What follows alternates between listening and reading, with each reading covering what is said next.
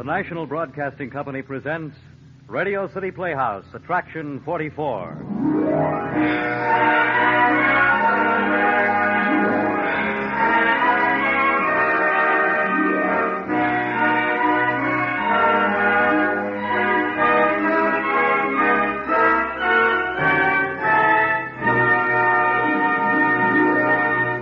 Ladies and gentlemen, here is the director of Radio City Playhouse, Harry W. Junkin. Thank you, Fred Collins. Ladies and gentlemen, tonight we have a very important announcement. We have received so many requests to repeat various shows that we have presented on Radio City Playhouse that beginning this Thursday evening, June 30th, we shall present 8 by request. For 8 successive weeks, you will hear the top 8 attractions which Radio City Playhouse has presented during the past year. The opening show is long distance. Please consult your local newspaper for the time. We sincerely hope you will be able to join us for 8 by request this Thursday. Tonight our show stars Mr. Ralph Bell, who made such an impression a month ago on The Promise. With him is Miss Bryna Rayburn, one of the most versatile and skillful actresses we know. Here is Legend of Teresa, with Ralph Bell as Tom and Bryna Rayburn as Teresa. Attraction 44 on Radio City Playhouse.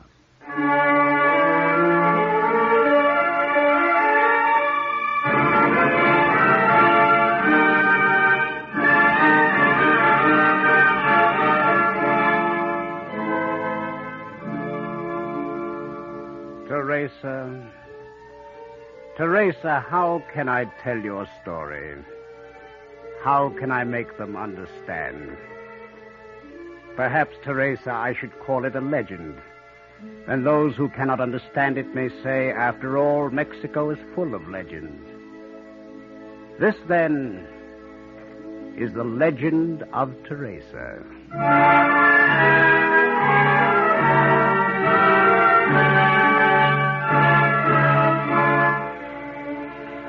16 years ago, my sister Jill became a widow. Her husband died quite suddenly, and Jill took it very badly.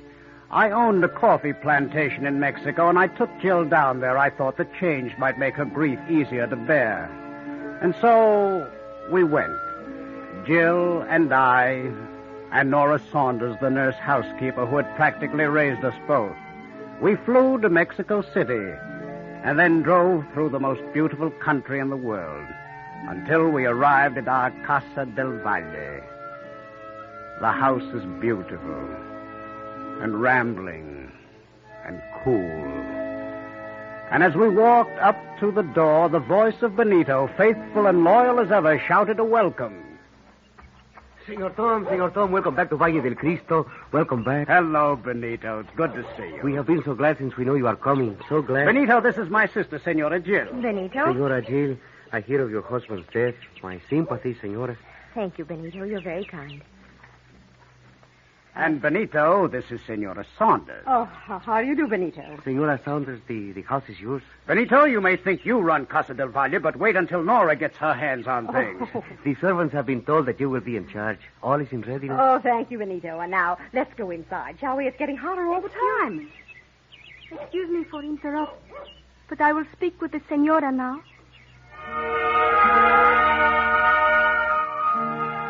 At the sound of her voice, we turned, all of us, and there, framed in the doorway, we saw her. Oh, Teresa, how can I describe you after 16 long years? How you stood there that day in your simple native dress, serene, exquisite, confident, too, as Benito turned to you in sharp anger. Tú, te he dicho que te fueras. Es prohibido hablar con la señora. I will speak with the senora now. Please, senora, this girl, she's called Teresa. From the village she came 2 days ago. She insists she has message for Senora Jill. For me? Well, as far as I'm concerned, it's much too hot to stand around. Nora, please, let's not be rude. You have a message for me? Niña del demonio, ¿por qué vienes aquí? Wait, Benito. Senora Jill is the one concerned. Now, what is the message, child? Senora, I am sent to care for him. For whom? For your child, senora. Oh, for goodness sake, Jill, are you going to stand out in this heat and let a silly peasant girl... Jill, what is it? For my child, Teresa. But I have no child. Not now, senora. But you will have. Teresa, the Senora's husband died 6 weeks ago. She's very tired. It's Wait, very hot. Tom. Teresa, how did you know? Jill, what's going on here? Are you suggesting for one moment that you're actually expecting to Yes, have... Nora, I am. What? Jill, what do you say? I haven't told anybody, but yes, I am. I am going to have a child.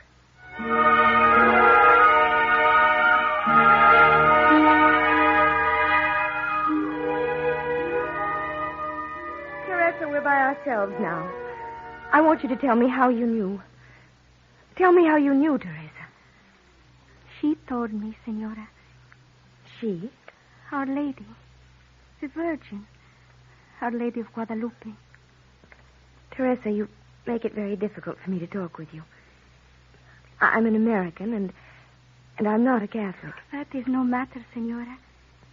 Just what do you mean when you say she told you? How did she tell you? She came to see me on my birthday. Always I had vowed to make a pilgrimage to her shrine on my 19th birthday, but when the time came, I could not go. There was sickness in the house, and I was needed, so that night I explained to Our Lady why I could not keep my promise. Then I went to sleep. An hour before the day, she came to me. Came to you? What do you mean, Teresa? Was this a dream? If you wish to call it so, Senora. She came into my room, bathed in the golden light of morning. Her hand touched my forehead, and she said, "You could not come to me, Teresa, so I have come to you." Oh, Senora, you cannot imagine the love, the beauty, the goodness. To think of it is to weep. Go on, dear. She said that I had loved her well, and that she had a charge for me. She told me to go on my 20th birthday, it is today, Senora, to the Casa del Valle, in Valle del Cristo. She told me that a child would be born there to a woman from another country, that his name would be Juanito. She said I was to care for him until the day of his great need, which would surely come. A need, Teresa? What kind of need? I do not know, Senora, but it will be a great need. Teresa, did she say anything else? She said, "You will care for him to the day of his great need, and save his own mother. None shall love him or serve him as well as you. This is my charge, Teresa." So she spoke, Senora. So she spoke and vanished, and so I am here, and so I must remain. Teresa, you're very sweet and very pretty. I don't need a servant, Teresa. Senora Saunders has been in our family for many years. She'll look after me. I don't understand how you knew about my baby, Senora, but please do not send me away. There will be a day when Juanito will need me, when he will have great need. Senora, I am small. I will eat little. I want no money. But, Senora, I must stay. Do you not understand, Senora? I must stay. All right, Teresa, if you must stay, I suppose you must. It would make me happy if you wanted me.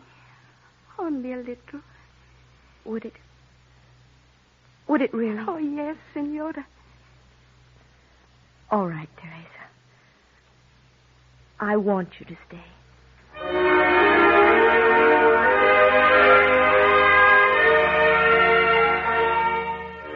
And so it was that Teresa came to Valle del Cristo. There was about her an air of soft, sad mystery. She was gentle, quiet, and even as she had virtually hired herself, so did she select her job as personal maid to Jill. She enchanted all of us. All of us except Nora. Nora was jealous. As the weeks passed into months and Teresa became a part of the household, Nora's antagonism grew. Dear, good Nora. Tom, if you've got a moment, I'd like to have a few words with you, please. What is it, Nora? Well, it's about that girl. This morning, she was downright impertinent to Jill. Oh, really? Mm-hmm. After breakfast, Jill decided to drive into San Carlos to get a few last-minute things for the baby. And Teresa said she wouldn't allow it. She wouldn't allow it. I take it you told her off properly. Oh, I didn't, but Jill did. But you still didn't go. We couldn't go.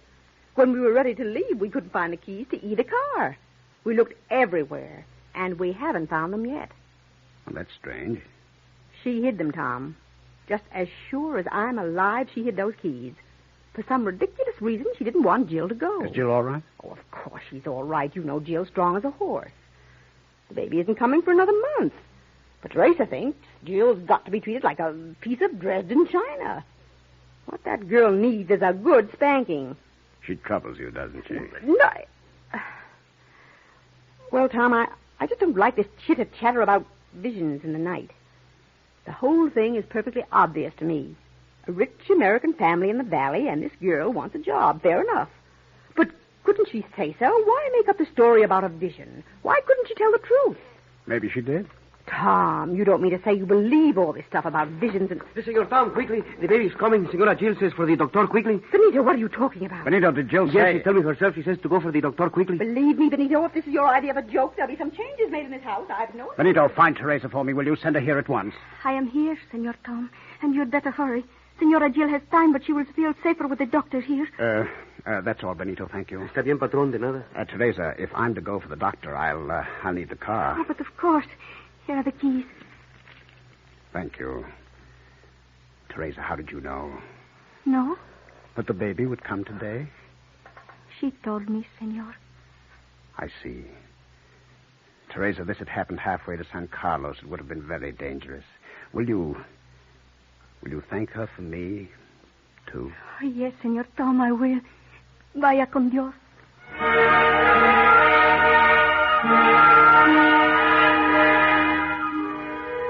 Juanito was born that evening. A perfect little boy with the dark hair and shining eyes of his father. It wasn't until 3 hours after the baby was born that Teresa came to look into his crib. The room was dark. I was sitting beside Jill holding her hand, and Teresa stole slowly to the crib and looked down at the sleeping child. Finally she spoke, very softly. I am here, Juanito. Have no fear. Teresa is here. And then she turned as though surprised to discover that Jill and I were there with her. I am glad you're both here. No longer will I be able to take personal care of the Senora Jill. Juanito will need all my time. It must be so.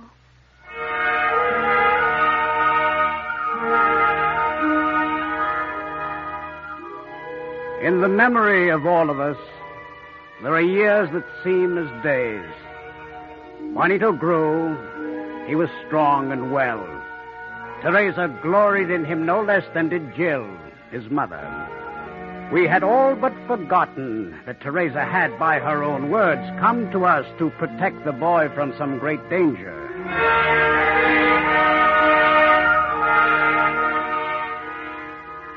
The girl enchanted us all except Nora, until one day she won Nora, too. Nora told me about it afterwards with just a suspicion of a catch in her throat. She was in her room making clothes for Juanito on her sewing machine when Teresa tapped at the door. Come in. Oh, what is it, Teresa? Senora Saunders, this is a little present which I bring for you from the village. A present? When the old cat died of the sickness, I knew you were sad. And my brother's cat in the village has so many of the kittens, she does not care that I take one. A kitten? Teresa, do you mean to say that you've got a kitten wrapped up in that box? Oh, it is only for the moment, Senora Saunders, but for you I want the present wrapped quickly. Oh, Teresa, well, quick, let me open it. Oh, the poor thing will be suffocated. Oh, no, Senora, I make the holes for it to breathe. No. Oh, look at it. Oh, the poor little thing. Oh, it's so frightened. Oh, what a pretty pussy. Hello, pussy. Pussy? Oh, Teresa, it's a darling. Yes. Aren't they the darlingest things when they're that tiny? I'm glad you like him, Senora Nora. Oh, yes. I know you love the old cat who Oh, died. it's a darling. It's the cutest little thing Teresa. You couldn't have given me anything in the world I'd rather have.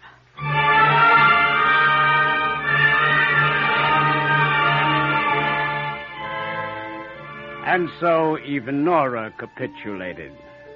Teresa had won us all. She was the loveliest thing I ever saw. I shall never forget her. Never. One evening, a few days before the fiesta of Cinco de Mayo, I followed her up the hill of the bells that overlooked our valley. I came upon her sitting at the very crest of the hill, looking out over the tiny village that was her home. I stood there for a moment, watching her quietly. And then she turned and saw me. When she smiled, the flowers leaned towards her, and the night seemed filled with a song of birds. You have come to share my hill, Senor Tom? If you have no objection. Oh, sit down. Thank you. It's a beautiful evening. Yes. Teresa, something's bothering me. You're the most beautiful girl in the village, the most intelligent, the most attractive, and yet... Well... Yet no caballero comes to my reja. No voice in the summer night makes songs to the beauty of Teresa. Is that what you wish to say? I wasn't going to put it quite like that. Oh, there are many things you do not know, Senor Tom. Teresa, when you first came to us, you said you came to protect Juanito from some sort of danger. Yes, Senor, that is true. Is he still in danger? He is in danger every moment I am away from him, every moment. Oh, Teresa, surely that isn't true. I should be with him now. No, wait. Please, just a few moments. How do you account for your knowing things like the day Juanito would be born? I felt it somehow. I do not know. Teresa, you're the most beautiful girl I've ever seen. In fact, Teresa, I think that Senor Tom, it is not wise for us to be here alone like this. It is not proper. I love you, Teresa. I've loved you from the very day you came to Valle del Cristo. Oh, Teresa, darling, please look at me. Teresa, no, Senor Tom, it must not be. You must listen to me. I love you, Teresa. I love you. No, Senor Tom. You do not belong where you are now. You are staying with your sister, but your life is somewhere else. Away north in America. There you belong.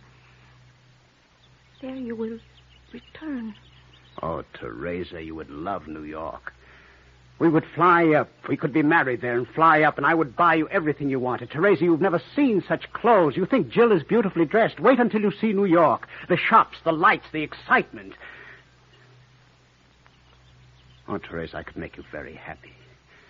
Teresa, you would be... Senor Tom, you are very good and kind, but there is another. Pablo, in my own village. He is away now at the capital at the university. Soon he will return. You mean you're in love with him? Yes, Senor Tom. Teresa, are you sure? Are you sure you love him? He has great need of me. This is the true heart of love. True love surrenders, is unselfish. Is he young, Teresa? He's 23. And you love him? I told you, Senor Tom, he has great need. Of me, Pablo has great need. He has also great luck, Teresa. Very great luck.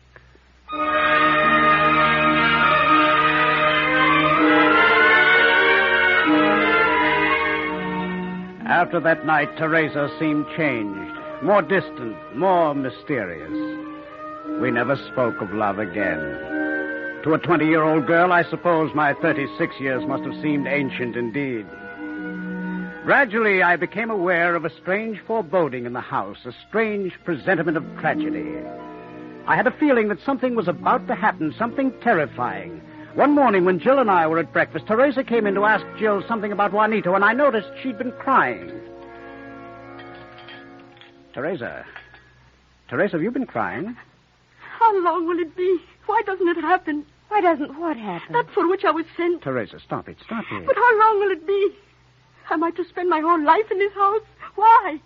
It is wrong of me to question, but why? Why can the day not come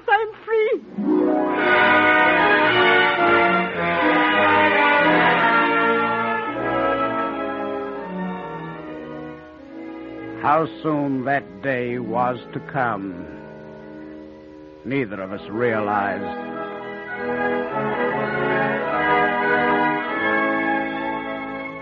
And then it was Christmas. Christmas at Valle del Cristo, as everywhere, has its own special tradition. One of these involved a trip by the whole household on the Saturday before Christmas to the Pueblo San Carlos, 10 miles down the valley. As part of a special Christmas fiesta, all the children for miles around gave a concert. They sang, played every conceivable instrument while the adoring parents watched and listened. We'd all planned to go, Jill, Nora, Juanito, Teresa, and I, but at the last moment there was a change. Jill decided not to go. Tom, I've decided to stay home. It's a long drive and it's too hot. Well, you'll miss the greatest concert in the world. No artist over 10, Benito's 7 youngsters, all performing. I think I can live without it. I think you're so right, my dear. Well, I'll take Teresa in the car, and Benito can take his tribe in the station wagon. All right. Yes? Senora. Why, Teresa, you're gorgeous. Senora Saunders says you do not go today. Juanito is to stay here. That's right, Teresa. It's too hot. Oh, nonsense, Teresa. You're coming with me in the big car. No. Senora, while we are at the concert, guard Juanito well, please. Especially today. Guard him well.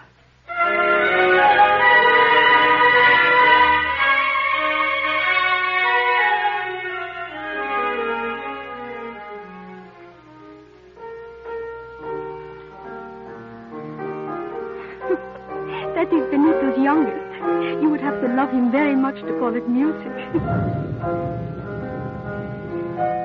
What was that? A small temblor. Earthquake. It is nothing.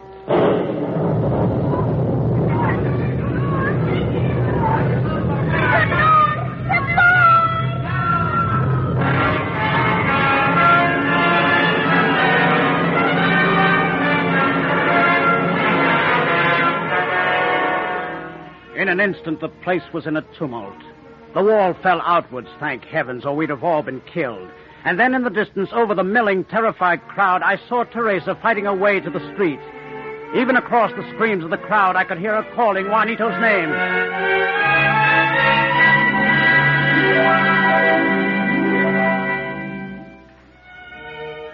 No, Teresa. You couldn't drive. Yet for half an hour I tried vainly to overtake that station wagon with you at the wheel. At last, when I arrived at the house, the station wagon was there, but you were nowhere to be seen. The house was a shambles. One wing completely collapsed. And on the patio, Jill was bent over a tiny prostrate form. The crushed body of a child. Juanito. I couldn't comfort her.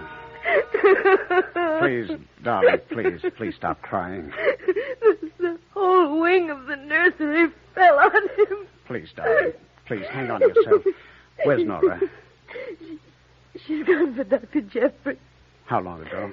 An hour. Maybe she can't find him. Oh, don't! She'll be back.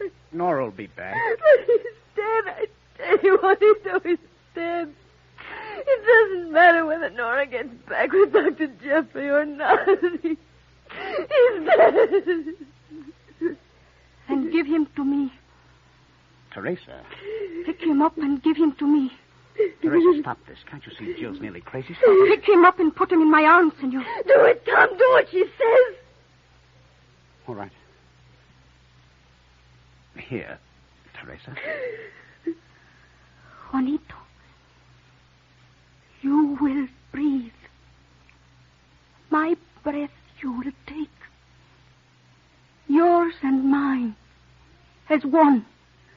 Teresa, what are you doing? It was for this that I came to you. It was for this that she sent me. This is your hour of need, Juanito. An hour of life, not of death. She has told me it must be so. Breathe, Juanito. Breathe. Jill, look. Tom, Breathe, Juanito. You will breathe. Juanito. Breathe.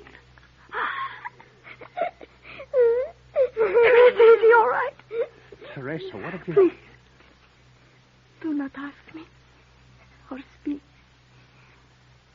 It is enough that he lives. Mama. Oh, it was for this that I was sent. I give him back to you. For now and for always.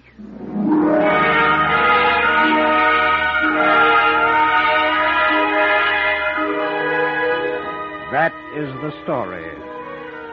The legend, if you like, of Teresa. She left Valle del Cristo that night, and none of us has ever seen her again. But we hear from her. Every Christmas a gift arrives for Juanito, now almost grown up. It is never lavish, always made by hand with infinite care and love. Always there is the same little note written in a careful, precise hand. A note which reads, To my Juanito, with love and in eternal memory of our Blessed Lady of Guadalupe, to whom my thanks are everlasting, your Teresa.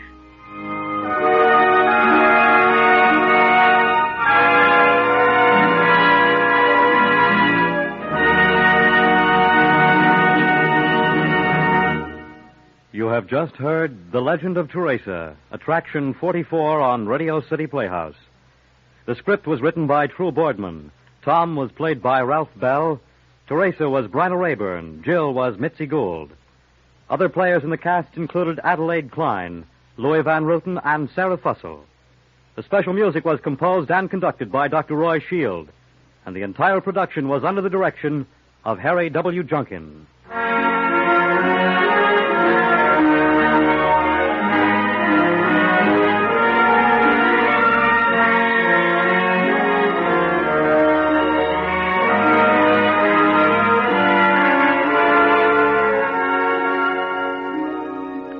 This is Harry Junkin again, reminding you that next Thursday we repeat Long Distance, Item 1 in 8 by request.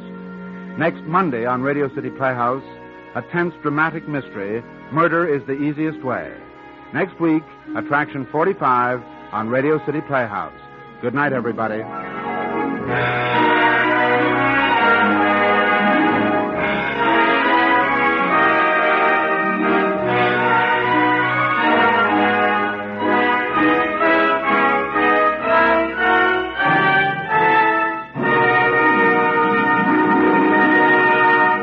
Fred Collins speaking. This is NBC, the national broadcasting company.